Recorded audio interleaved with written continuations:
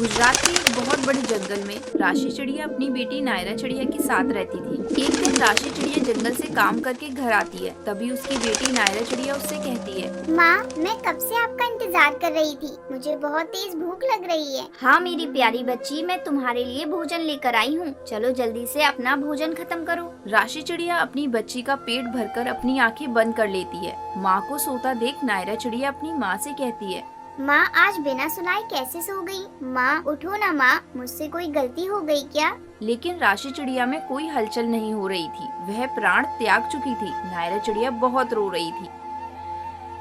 नायरा चिड़िया बहुत छोटी थी और सारी बातों से अनजान थी। इतने में नायरा चिड़िया की रोने की आवाज सुनकर पड़ोस से गोपी चिड़िया आई। वह राशि चिड़िया की बहुत अच्छी दोस्त थी। वह पहचान गई थी राशि चिड़िया हमेशा के लिए शांत हो गई है और नायरा चिड़िया को समझाने लगी। लेकिन वह यह नहीं समझ पा रही थी कि उसकी माँ मर चुकी है। नायरा, तुम्हारी माँ की तबीयत खराब है। चलो मेरे साथ चलो, तुम मेरे घर पर रहना। चिड़िया मौसी, अगर माँ की तबीयत खराब है तो इन्हें ठीक कर दो ना। मेरी माँ को बचा लो ना। गोपी चिड़िया नायरा चिड़िया की बात सुनकर बहुत दुखी हो रही थी। वह जानती थी कि नायरा अपनी माँ की मृत्यु की बात सुनकर बर्दाश्त नहीं कर पाएगी। इसलिए वह नायरा चिड़िया से राशि चिड़िया की मृत्यु की बात छुपाकर अपने साथ लेकर घर आती है। यह सब देखकर गोपी चिड़िया की सास कोकिला कोयल की नाक सिकुड़ जाती है। अरे कलमुही, ये किसके बच्चे को उठा लाई। ये तो मुझे बहुत शरारती लग रही है। मेरे पोते को ये तो परेशान करके रख देगी। नहीं चिड़िया दादी, मैं किसी को परेशान नहीं करूँगी। मेरी माँ ठीक हो जाएगी तो मैं यहाँ से चली जाऊंगी।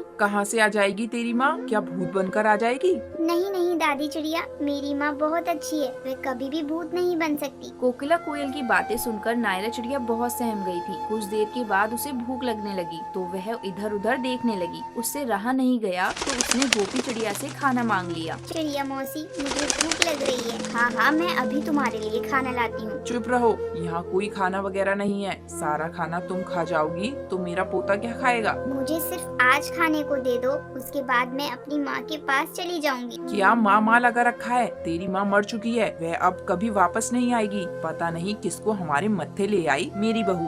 कोकिला कोयल की ये बातें सुनकर नायरा चिड़िया बहुत रोने लगी।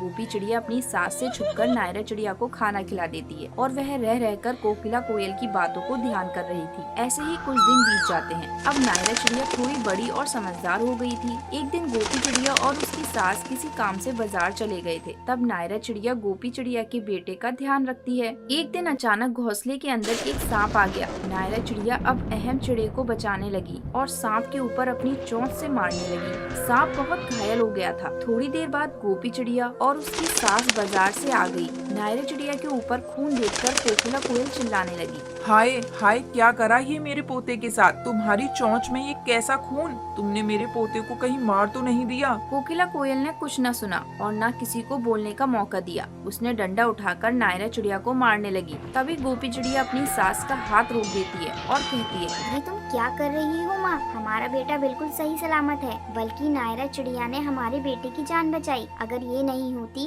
तो पता नहीं क्या होता। ये बात सुनकर कोकिला कोयल बहुत पछताती है और नायरा से माफी मांगने लगती है। मुझे माफ कर दो नायरा, मुझसे बहुत बड़ी गलती हो गई। अगर आज तुम नहीं होती तो पता नहीं मेरे पोते का क्या होता। आज से तुम इसी घर में रहोगी और तुम भी मेरी पोती हो। इस घटना के बाद कोकिला सुधर जाती है और सभी खुशी खुशी रहने लगते हैं।